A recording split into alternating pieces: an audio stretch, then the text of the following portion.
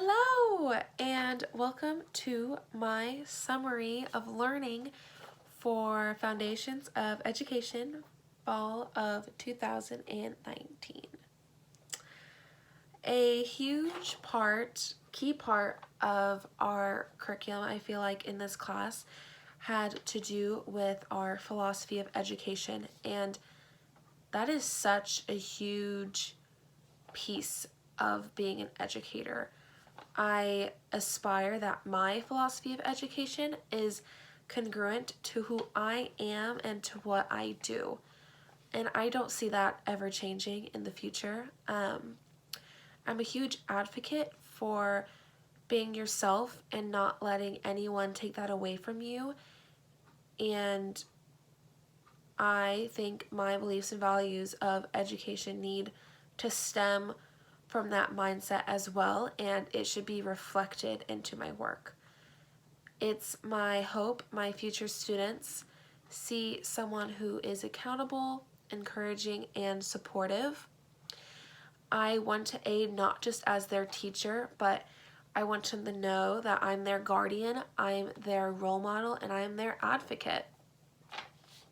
I truly cannot wait to be a part of the movement that is going to shape the minds of the next generations. I think it's important that my classroom feel like a second home and a safe place for my students.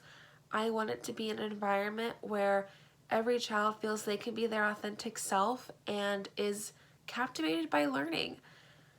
I want to pour myself into every single one of my children, and I want to ensure that every student is getting what they need to achieve their personal academic best.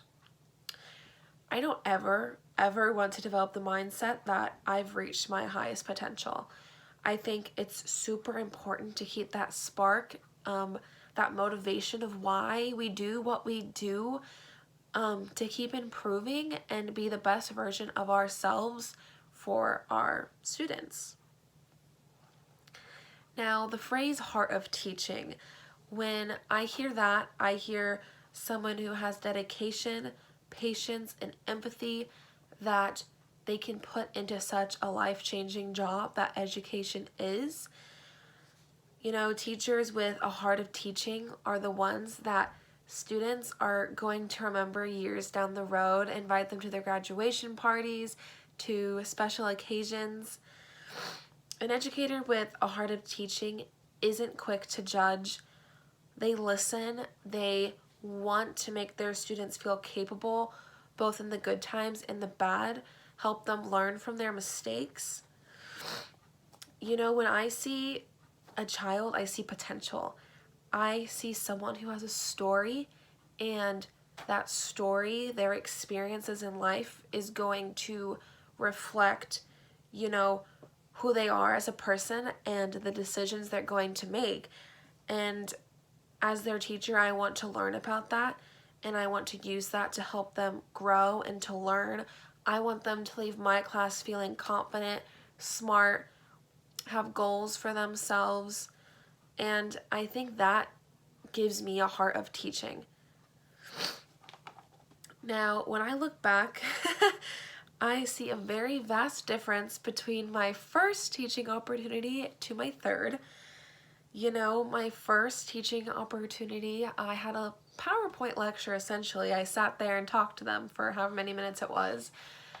And when I got to my third one, I had taken an idea, an objective, a standard, and I had put it into fun, interactive activities to where, yes, it was learning, but it felt fun and it didn't feel like learning. And I felt the difference. Like I could see the different attentiveness I had with my peers, students, and their response to the material. Like they were engaged, they were learning, and it was more fun to teach that way too, when the people you are teaching to are learning and responding and not just like sitting there like, you know.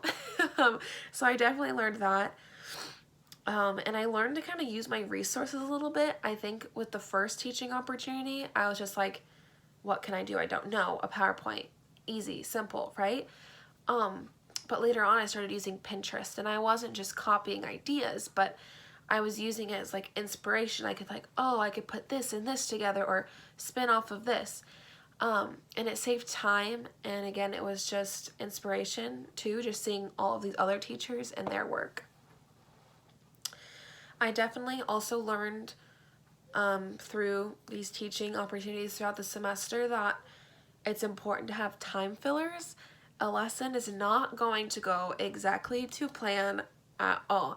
You might go really fast, or you might go really slow. They might not be engaged, or, I feel like you have to come in 60% prepared, and the other 40 is just, taking it as it comes and being flexible. For assignment wise, I think throughout the semester, the teaching opportunities were most beneficial. I think it really pushed us at first. I think everyone was really uncomfortable, but as time went on, you learned and you could feel the difference, and that was really cool. I honestly thought every assignment was beneficial and we learned something from it, and the course wouldn't be the same without it. So I can't wrap my head around that my first semester of college has finally come to an end. Thank you, Mrs. Messer and Mr. Alberto, for being such inspiring individuals. You made me feel cared for, supported, and that I really can do this whole teaching thing. I wish you guys the best in your future endeavors. Bye!